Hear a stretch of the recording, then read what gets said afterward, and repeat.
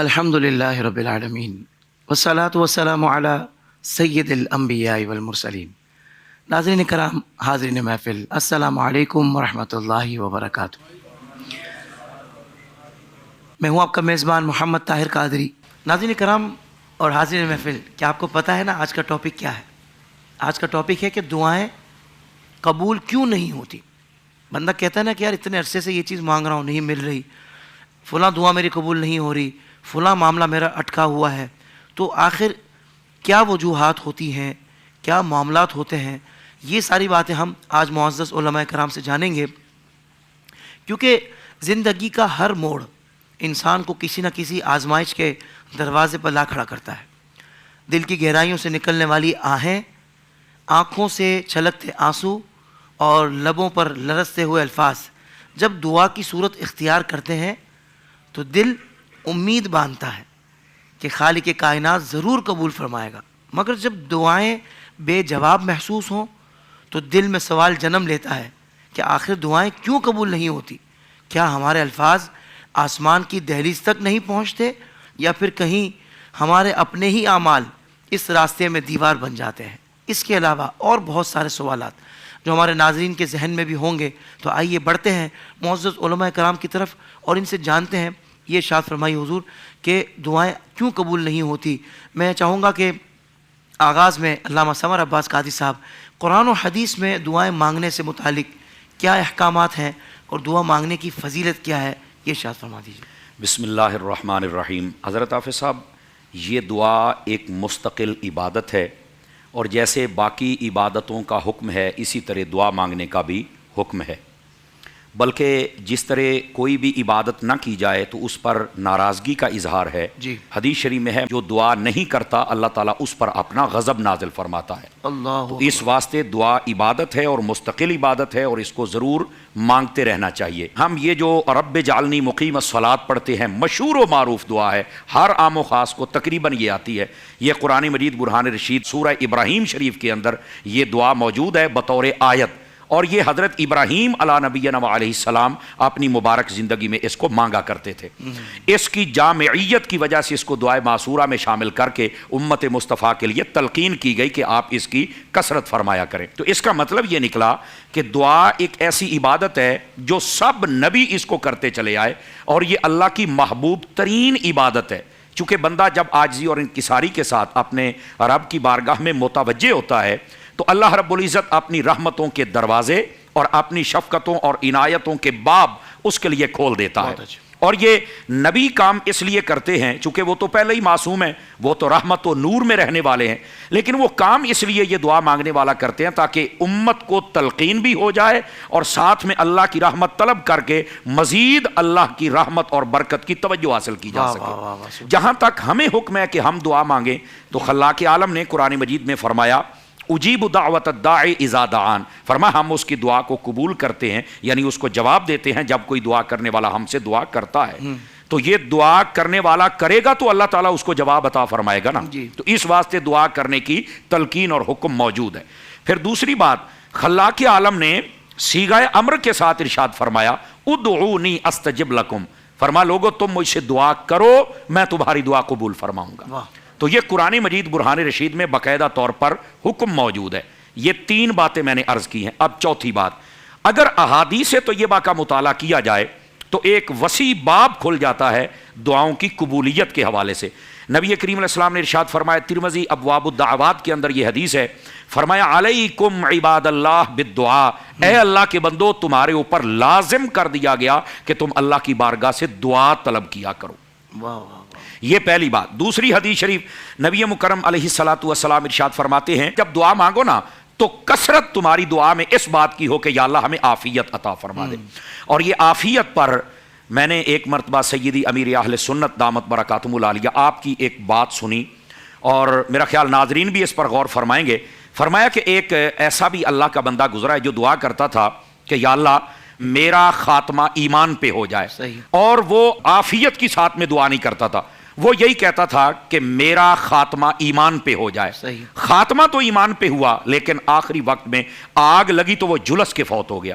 تو کسی نے پوچھا کہ یہ جلسنے کی کیا وجہ ہے؟ اس نے کہا یار اگر میں یہ دعا کرتا نا، مجھے جو کہا گیا ہے کہ مجھے خاتمہ بالخیر ہو جائے، یہ لفظ خیر کہہ دیتا تو میرا خاتمہ بھی اچھا ہو جاتا اور ساتھ میں قبولیت کے طور پر میرے ساتھ یہ جو معاملہ پیش آیا جلسنے والا یہ بھی نہ آتا. تو وہ کہہ رہا ہے کہ میں تمہیں تلقین کرتا ہوں، یعنی جس کے خواب میں پوچھا اس کو تلقین کر رہے تھے وہ بزرگ، کہ تم جب بھی دعا کرو تو یہ کیا کرو، یا اللہ ہمیں عافیت والی موت عطا فرما. سبحان اللہ. تو ہمیں عافیت عطا فرما. یہ جو عافیت ہے نا اس کی جامعیت بہت زیادہ، اس میں سارا کچھ آ جاتا ہے. یہ دوسری بات. تیسری بات نبی کریم صلی اللہ علیہ وسلم آپ نے ارشاد فرمایا انا عند ظن عبدی بی وانا معہ اذا دعانی. حدیث قدسی ہے. فرمایا کہ اللہ رب العزت ارشاد فرماتا ہے میں اپنے بندے کے ظن کے قریب ہوتا ہوں جب وہ مجھ سے دعا مانگ رہا ہوتا ہے.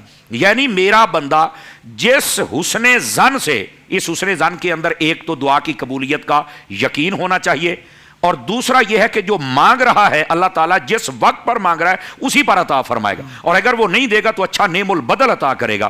فرمایا اگر وہ اس ظن کے ساتھ دعا کرے تو اللہ تعالیٰ اس کی دعا قبول فرما لیتا ہے. اور یہ حدیث قدسی ہے. تو یہیں سے علماء فرماتے ہیں جب دعا کی جائے تو اس میں جہاں اخلاص ہو، للہیت ہو، جہاں عاجزی اور انکساری ہو، وہاں پر یہ یقین کامل ہو کہ اللہ میری دعا قبول فرمائے گا. حدیث شریف میں ہے آقا کریم علیہ السلام نے ارشاد فرمایا کہ یہ نہیں کہنا چاہیے کہ اے اللہ اگر تو چاہے تو میری بخشش فرما دے، اگر تو نہ چاہے تو تیری مرضی فرمانا.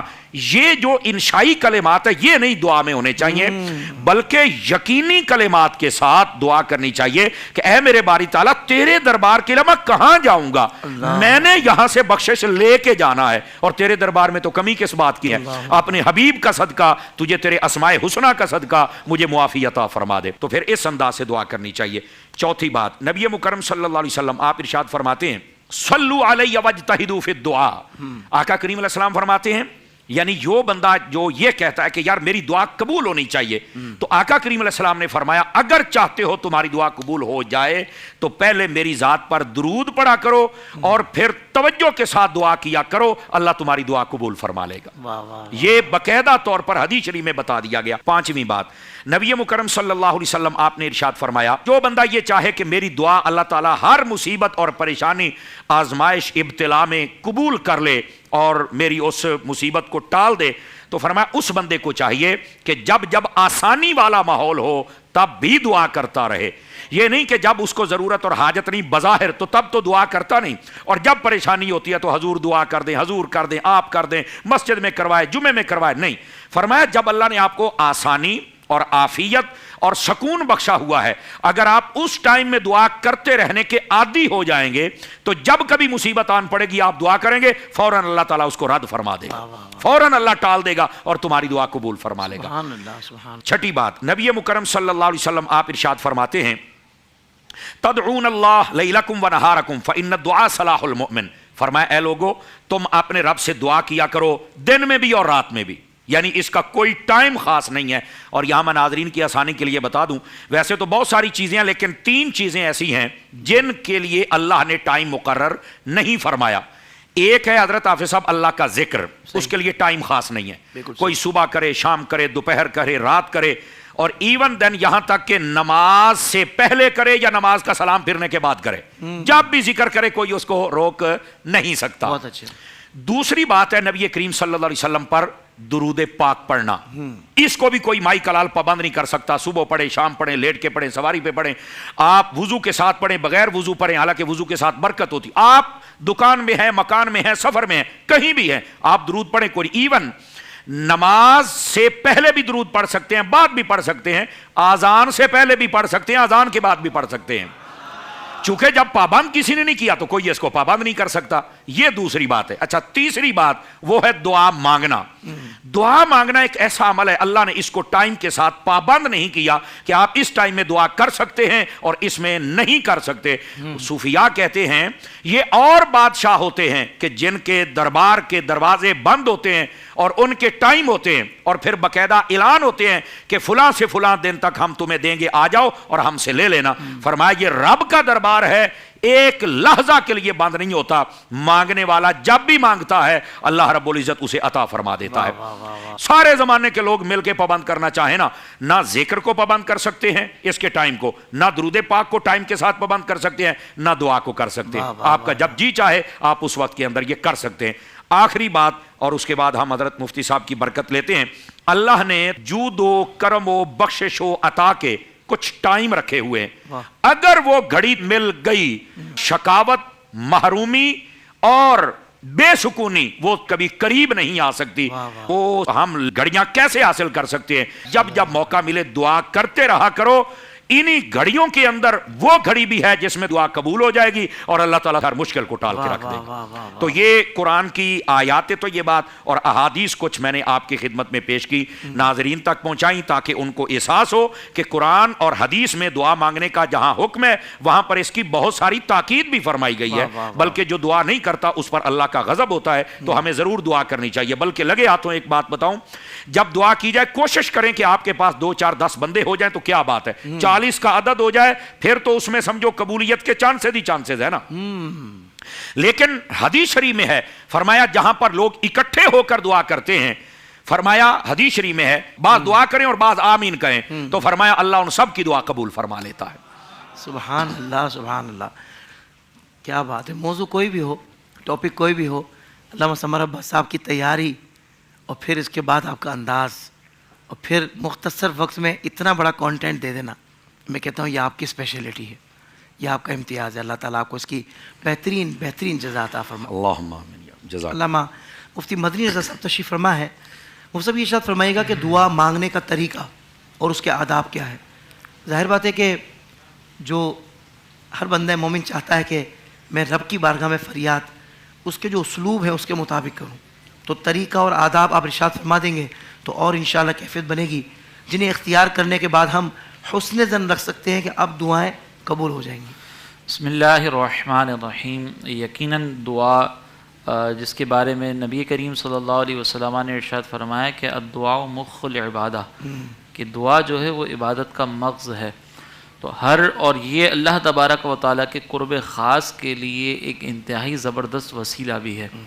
جب ہم دعا مانگتے ہیں اور ہمارے پیش نظر یہ ہو کہ اللہ تبارک و تعالیٰ ہمیں جو ہماری مطلوبہ شے ہے وہ ہمیں عطا کرے، تو پھر ہمیں دعا بھی اس انداز سے مانگنی چاہیے جیسا شریعت کو رب تبارک و تعالیٰ کو مطلوب ہے. ہم اپنے مطلوب کا مطالبہ کریں اور اللہ تبارک و تعالیٰ کی طرف سے جو آداب کا مطالبہ ہو، شریعت کی طرف سے جو آداب کا مطالبہ ہو اس کو چھوڑ دیں، تو یہ یقیناً ہماری طرف سے ایک بے مروتی والا معاملہ ہے. اس میں پہلی بات جو نبی کریم صلی اللہ علیہ وسلم کا فرمان ہے کہ سرکار علیہ الصلوۃ والسلام نے فرمایا کہ اللہ تبارک و تعالیٰ غافل دل کی دعا کو قبول نہیں فرماتا. اس کا مطلب یہ ہے کہ جب ہمیں اللہ کی بارگاہ میں دعا کرنی ہے تو پھر ہمارا دل جو ہے وہ یکسوئی کے ساتھ اللہ کی جانب متوجہ ہو، ہمارے دل میں غفلت طاری نہ ہو، ہم کامل طور پر اللہ تبارک و تعالیٰ کی طرف متوجہ ہو کے پھر اللہ سے مانگیں. اس میں ایک روایت ہے، روایتوں میں آتا ہے کہ بنی اسرائیل کے کچھ لوگ تھے جنہوں نے اپنے وقت کے نبی سے یہ عرض کی کہ ہم دعائیں مانگتے ہیں لیکن ہماری دعائیں قبول نہیں ہوتی. تو اللہ تعالیٰ کی طرف سے ان نبی کی طرف وحی کی گئی کہ اے محبوب، یہ دعائیں تو مانگتے ہیں، ان کی زبانیں تو دعائیں مانگتی ہیں لیکن ان کے دل ہماری طرف متوجہ نہیں ہوتے. تو اب ہم زبان سے دعائیں مانگ رہے ہوں، دل ہمارا کہیں اور متوجہ ہو، تو پھر اس طرح کی دعا یہ ادب کے خلاف ہے کہ ہم اس طریقے سے دعا مانگیں. اچھا، یہاں پر ایک اور چیز جو سیدی اعلیٰ حضرت امام اہل سنت نے بھی بیان فرمائی وہ یہ کہ یہ جو آداب ہیں یہ شرائط نہیں ہیں. صحیح. شرط کا مطلب یہ ہے کہ ان کے بغیر دعا قبول ہی نہیں ہوگی. صحیح. ہاں، یہ شرائط کے قریب تر ضرور ہیں کہ اگر ہم ان کا لحاظ کریں گے تو دعائیں انشاءاللہ قبول ہوں گی. لیکن اللہ تبارک و تعالی ہماری دعاؤں کو قبول کرنے کے لیے ان آداب کا محتاج نہیں ہے. یہ جو آداب بیان کیے جا رہے ہیں کہ ہماری طرف سے جو ایک مروت کا تقاضا ہے اس کو پورا کرنے کے لیے. دوسرا کہ جب آپ دعا مانگ رہے ہیں نا تو دعا کے اندر جو آپ الفاظ ادا کر رہے ہیں کوشش ہونی چاہیے کہ ان الفاظ کے اندر بناوٹ نہ ہو. یہاں پر میں آپ کو ایک بات ذکر کروں کہ حقیقت پر مبنی بھی جب جملے کہے جاتے ہیں نا ہمارے بزرگوں کی طرف سے تو اس میں بھی کس قدر وہ اہتمام فرماتے تھے. حضرت سفیان ثوری رحمۃ اللہ تعالی علیہ کے بارے میں آتا ہے کہ جب وہ سورہ فاتحہ پڑھتے اور سورہ فاتحہ پر جب یہ پڑھتے نا ایاک نستعین کہ اے اللہ ہم تجھ سے ہی مدد طلب کرتے ہیں، تو ایک مرتبہ ان پر کیفیت طاری ہوئی اور وہ جو ہے بے ہوشی کی حالت میں چلے گئے. جب انہیں کچھ افاقہ ہوا تو لوگوں نے پوچھا کہ حضرت کیا ماجرا تھا؟ تو انہوں نے کہا کہ میں اللہ کی بارگاہ میں کہتا ہوں ایاک نستعین، کہ اے اللہ میں تجھ سے ہی مدد مانگتا ہوں، کہیں ایسا نہ ہو کہ سامنے سے یہ جواب آ جائے کہ تو جھوٹ کہہ رہا ہے کہ تو ہم سے مدد طلب کرتا ہے، حالانکہ تو بیمار ہوتا ہے تو طبیب کو اپنا سب کچھ سمجھتا ہے اور کہتا یہ ہے کہ ہم تجھ سے مدد طلب کر رہے ہیں۔ تو اپنے دل کے اندر کامل اخلاص، کامل توجہ ہونی چاہیے، اور جو الفاظ ادا کر رہے ہیں ہمارا دل بھی اس کا ساتھ دینے والا ہو۔ دوسری بات یہ کہ جس مقام پر آپ دعا کر رہے ہیں وہ مکان، آپ کا جسم، آپ کا لباس، یہ سب پاک ہونا چاہیے۔ اس کی پاکی دو اعتبار سے، کہ ایک تو ظاہری اعتبار سے بھی پاک ہو، طہارت والا ہو، کوئی نجاست والے مقام پر آپ موجود نہ ہو۔ جیسے ہمارے یہاں پر یہ آداب بیت الخلاء میں کہ اگر بیت الخلاء میں کوئی جا رہا ہے تو دعا باہر پڑھی جائے گی، اندر نہیں پڑھی جائے، کیونکہ وہ نجاست کا مقام ہے۔ اسی طریقے سے ویسے بھی روٹین کے اندر اگر آپ نے دعا مانگنی ہے تو اہتمام یہ ہونا چاہیے کہ آپ کا جسم، آپ کا مکان اور آپ کا لباس یہ سب پاک ہو، اور یہ دونوں اعتبار سے پاک ہو، ظاہری اعتبار سے بھی پاک، اور جس ذریعے سے آپ نے کمایا ہے نا اس ذریعے کے اعتبار سے بھی پاک ہونا چاہیے۔ یہ نہ ہو کہ آپ حرام مال کمائے بیٹھے ہوں اور پھر آپ جو ہے وہ دعائیں مانگ رہے ہوں، تو یہ بھی ایک مناسب نہیں ہے۔ اپنی جو آمدنی ہے اس کے اوپر بھی توجہ رکھیں، پھر دعا مانگیں۔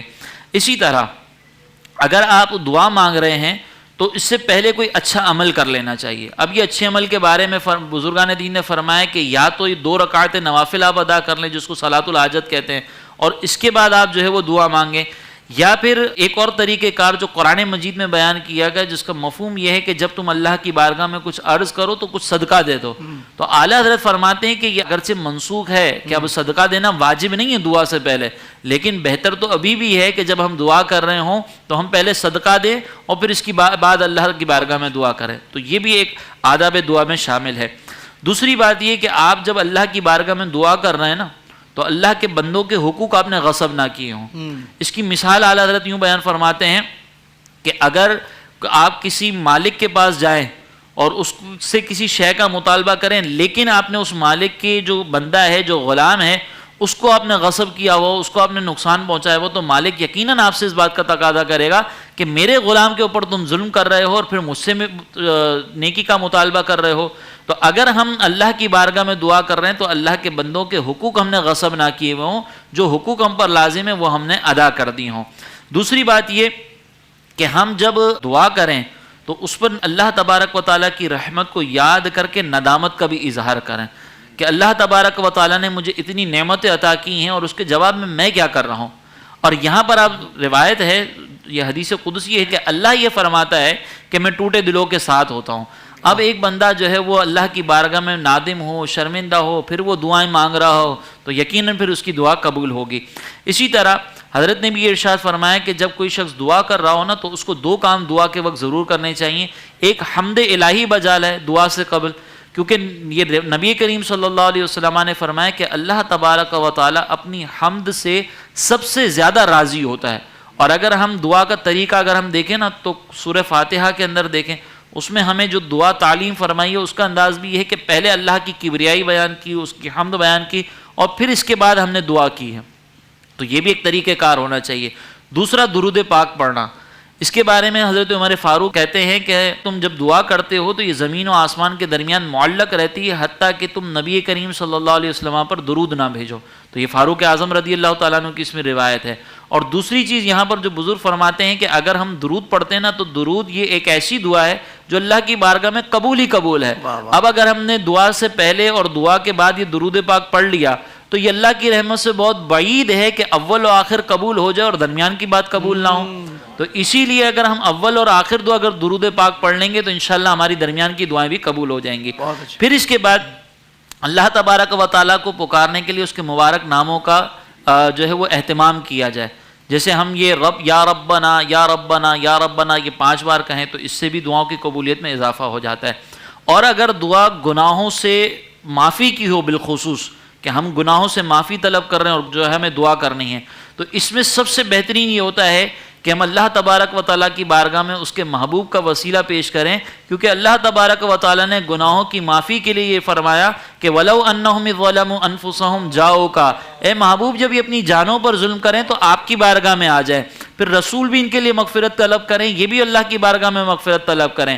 تو یہاں اللہ نے فرمایا لَوَجَدُ اللَّهَ، تو وہ اللہ تعالیٰ کو ضرور توبہ قبول کرنے والا پائیں گے. اچھا یہاں پر آپ غور کریں کہ ایک مقام پر اللہ تبارک و تعالیٰ نے فرمایا فَسَبِّحْ بِحَمْدِ رَبِّكَ وَاسْتَغْفِرْ إِنَّهُ كَانَ تَوَّابًا، کہ تم اللہ کی تسبیح بیان کرو، اس کی حمد بیان کرو، اللہ تعالیٰ توبہ قبول کرنے والا ہے. وہاں پر تاکید کے ساتھ بیان نہیں ہوا، لیکن یہاں یہ فرمایا کہ جب میرے محبوب کی بارگاہ میں آئیں گے اور میرے محبوب سفارش کریں گے تو لَوَجَدُ اللَّهَ تَوَّابًا رَحِيمًا، تو اللہ کو ضرور توبہ قبول کرنے والا اور رحم کرنے والا پائیں گے. وہاں پر تسبیح کر رہے ہیں، ڈائریکٹ اللہ کی بارگاہ میں جا رہے ہیں، اللہ نے فرمایا توبہ قبول کرنے والا ہے، لیکن جب وسیلہ مصطفیٰ کے ساتھ جا رہے ہیں تو اللہ نے فرمایا کہ ضرور توبہ قبول کرنے والا ہے. تو اگر اللہ کی بارگاہ میں توبہ قبول کروانی ہے، اللہ کی بارگاہ میں دعائیں قبول کروانی ہے، تو اللہ کے محبوبوں کا وسیلہ پیش کریں، خاص طور پر نبی کریم علیہ الصلوۃ والسلام کو، تو انشاءاللہ یہ دعائیں قبول ہوں گی. اگر ہم یہ آداب ملحوظ رکھیں گے تو انشاءاللہ ہم امید کر سکتے ہیں کہ اللہ پاک ہماری کی جانے والی دعاؤں کو قبول فرمائے گا، اور اگر ہم ان آداب کا لحاظ نہ کریں تو پھر ہو سکتا ہے کہ ہماری دعائیں وہ مقبول نہ ہوں. تو کچھ پھر یہ جو کہتے ہیں کہ بھائی کیا ڈائریکٹ نہیں مانگ سکتے، اللہ پاک ڈائریکٹ عطا نہیں فرما سکتا، وسیلہ کیوں ضروری ہے؟ دیکھیں اللہ تبارک و تعالیٰ تو ڈائریکٹ ہدایت بھی عطا فرما سکتا ہے، لیکن اللہ تبارک و تعالیٰ نے جو خاص طور پر اپنی عبادت کا جو طریقہ ہے نا، اللہ تبارک و تعالیٰ نے فرمایا اقیموا الصلاۃ. اب اللہ تبارک و تعالیٰ صلاۃ کا پورا طریقہ بتا دیتا تو وہ بھی ڈائریکٹ ہو سکتا تھا، لیکن اللہ نے اپنے محبوب کی زبان سے ادا کروایا کہ صلو کما رأیتمونی اصلی، نماز ایسے پڑھو جیسے مجھے پڑھتے دیکھ رہے ہو. تو اللہ کی بارگاہ میں جب عبادت بھی کرنی ہے نا تو مصطفیٰ کا وسیلہ چاہیے ہوگا. تو یہ بھی دعا بھی ایک عبادت ہے. تو جب وہ نماز جو عبادت ہے اس کے لیے وسیلہ مصطفیٰ چاہیے ہے کہ اس کے بغیر ہم نماز کا طریقہ بھی نہیں معلوم کر سکتے، تو پھر اس دعا کے لیے نہیں چاہیے ہوگا. تو اللہ تبارک و تعالیٰ یقیناً کسی کا محتاج نہیں ہے، لیکن اللہ تبارک و تعالیٰ نے اپنے محبوبوں کی عظمت کو جو اجاگر کیا ہے نا، وہ اللہ تبارک و تعالیٰ نے اسی لیے ارشاد فرمایا وَابْتَغُوا إِلَيْهِ الْوَسِيلَةَ، کہ اسی کی طرف وسیلہ اختیار کرو. اب یہاں پر بعض لوگ کہتے ہیں کہ بھئی نیک اعمال کا وسیلہ دینا چاہیے، یہ کرنا چاہیے، وہ کرنا چاہیے، بزرگوں کا وسیلہ کیوں دیتے ہو؟ تو ہم یہ کہتے ہیں کہ جن نیک اعمال کے بارے میں آپ کہہ رہے ہیں کہ ان کا وسیلہ دینا چاہیے، کیا آپ کے پاس گارنٹی ہے کہ وہ نیک اعمال اللہ کی بارگاہ میں مقبول بھی ہیں؟ آپ نے جو نمازیں جس طریقے سے پڑھی ہیں، آپ نے جو زکاتیں جس طریقے سے دی ہیں، آپ کیسے کہہ سکتے ہیں کہ یہ اللہ کی بارگاہ میں مقبول ہے اور میں ان کا وسیلہ دے رہا ہوں؟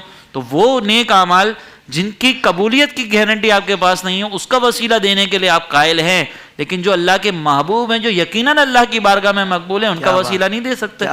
تو اسی لیے اللہ کی بارگاہ میں وسیلے کا اللہ محتاج نہیں ہے، ہم محتاج ہیں کہ ہمیں اللہ کی بارگاہ میں جانے کے لیے وسیلہ چاہیے ہوتا ہے. اللہ تعالیٰ محتاج نہیں ہے، لیکن وہ کہتے ہیں کہ مل نہیں سکتا خدا ان کا وسیلہ چھوڑ کر، غیر ممکن ہے کہ چڑھیے چھت پہ زینہ چھوڑ کر. اللہ سبحان اللہ. بھائی اللہ تعالیٰ بیٹے اور بیٹیاں عطا فرماتا ہے، تو اللہ تعالیٰ ماں باپ کا محتاج تھوڑی ہے کہ ماں باپ ہوں تو یہ آپ کو عطا ہوں. وہ چاہتا تو ڈائریکٹ عطا فرما دیتا، پر یہ رب کی مشیت ہے، یہ اس کا نظام ہے، نظام بھی اسی نے بنایا ہے. ہم اس کے بنائے ہوئے نظام پہ کیوں اعتراض کریں؟ ہے وہ جسے چاہے جس قدر چاہے براہ راست عطا فرما سکتا ہے، لیکن اس کو محبوب یہ ہے کہ اس کے پیاروں کے وسیلے سے مانگا جائے. ایک ہوتے ہیں من دون اللہ جی، اور ایک ہوتے ہیں ولی اللہ. جی، من دون اللہ کے قریب نہیں جانا اور ولی اللہ سے دور نہیں جانا. کمال کر دیا حضور، کمال کر دیا. آپ نے سفر آسان کر دیا میرا بھی حضرت. سبحان اللہ. علامہ سمر عباس صاحب یہ جملہ کہتے ہیں نا، کوئی ایسا جامع جملہ آ جائے نا تو بندہ کہتا ہے آپ نے سفر آسان کر دیا. الحمدللہ. سبحان اللہ. علامہ صاحب یہ دعا کی قبولیت سے کیا مراد ہے؟ کیونکہ ہم تمام شرائط و آداب کا لحاظ رکھ کر بھی دعا مانگیں، لیکن پھر بھی ہمیں بعض اوقات مطلوبہ نتائج نہیں مل رہے ہوتے، تو اس کی کیا وجہ ہے؟ حضرت حافظ صاحب، یہ جو آداب حضرت قبلہ مفتی صاحب نے ارشاد فرمائے، اگر ان کو ملحوظ خاطر رکھ کر دعا کی جائے پھر بھی دعا قبول نہ ہو تو پھر ایک حدیث شریف پہلے سماعت فرما لیجیے. نبی مکرم صلی اللہ علیہ وسلم آپ نے ارشاد فرمایا کہ یا تو اس بندے کا کھانا حرام کا ہوگا، پینا حرام کا ہوگا، یا پہننا حرام کا ہوگا.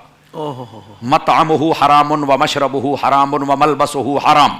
وہ کہہ رہا ہے کہ میں نے سارے تقاضے پورے کر دیے، میں نے درود بھی پڑھا، وسیلہ بھی دیا، باوضو بھی تھا، میں نے قبلہ رخ منہ کر کے دعا بھی کی، 5 مرتبہ یا ربنا بھی کہا، میں نے یقین کے ساتھ بھی دعا کی ہے. بھائی یہ سب کچھ کیا ہے، لیکن جو غریبوں کا خون دبایا ہوا ہے، اور یہ جو تیرا گھر ہے تو نے تو تیسری منزل کے اوپر لکھ دیا ھذا من فضل ربی، सीमेंट वाला पीछे भाग रहा है, बजरी वाला पीछे भाग रहा है, वायरिंग वाला पीछे भाग रहा है, दरवाजों वाले के तुमने पैसे नहीं दिए, बहनों भाइयों का हक दबाया हुआ है और तुमने ऊपर लिख दिया हाजा बिन फजली रब्बी।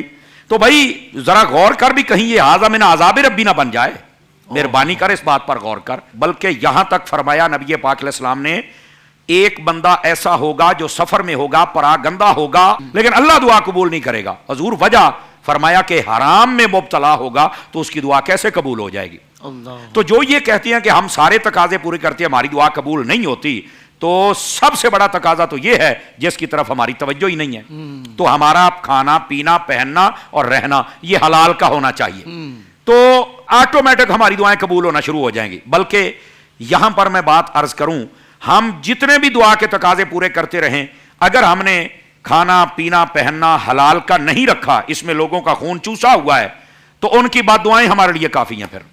और अगर हमने इनको सुथरा रखा हुआ है, हम दुआ ना भी कर सके ना, तो जिन जिन का हक हमने दे दिया है और जिनसे हमने उसने सलूक कर दिया है, वही हमारे लिए इतनी दुआएं कर देंगे कि हमारा वैसे ही काम हो जाएगा। क्या बात है। तो इस वास्ते हमारी इधर तवज्जो नहीं है। अच्छा, एक पहलू इसका यह है, अगर सारे तकाजे पूरे किए दुआ कबूल नहीं हुई तो फिर यह गलती तलाश करो कहीं ये तो नहीं है।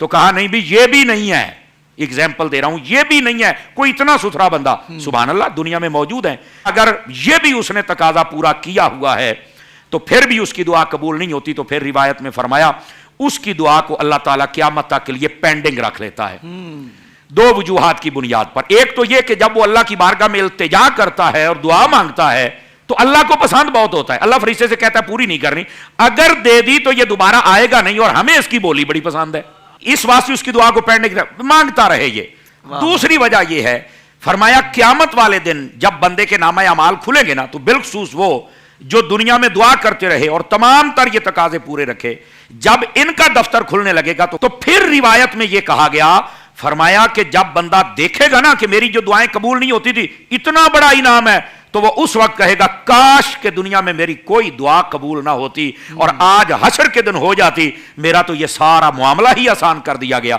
सिर्फ इस वास्ते कि मेरी दुआ कबूल नहीं होती थी। अब यहां पर यह थी दूसरी बात कि दुआ कबूल ना हो तो फिर यह भी आपके जहन में रहना चाहिए कि दुनिया की बजाय आखिरत का इससे अच्छा और बड़ा नेमुल बदल अल्लाह अता फरमाएगा। अब तीसरी बात, जो दुआ कबूल नहीं होती ना, उसमें एक वजह यह होती है कि हम जब दुआ कर रहे होते हैं, हदीस शरीफ में है उस बंदे की दुआ कबूल नहीं होगी जो कता ताल्लुकी की रिश्ते तोड़ने की दुआ करे। देखो, कता ताल्लुकी की भी शरीयत ने इजाजत दी है। जब आपको शरा शरीफ इजाजत दे, बंदा बदमज़हब है, गुस्ताख है, एक ही मिसाल काफी है, तो आप उसे कता ताल्लुकी कर सकते हैं। छोटी मोटी बात आई है, आपने वैसे ही उसको, मैं तेरे लिए मर गया, तू मेरे लिए मर गया, मैंने तुम्हें नहीं मिलना, तो क्यों नहीं मिलना तुमने?